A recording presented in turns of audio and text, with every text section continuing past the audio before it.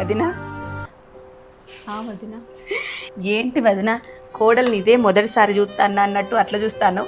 ఏం లేదు వదిన, దాన్ని చూస్తుంటే అన్నయ్య నేను పెళ్ళికి ముందు మాట్లాడుకున్న మాటలు గుర్తొస్తున్నాయి.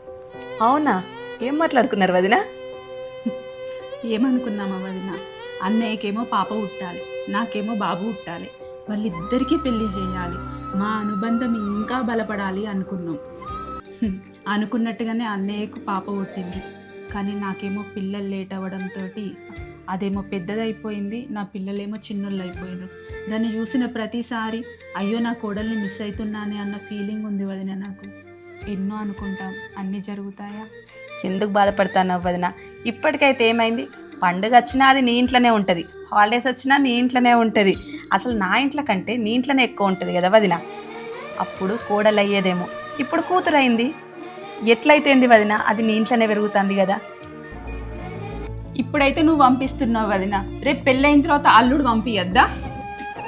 సరే వదినా, అల్లుడిని అడిగి ఇల్లరికం తెచ్చుకుందామా?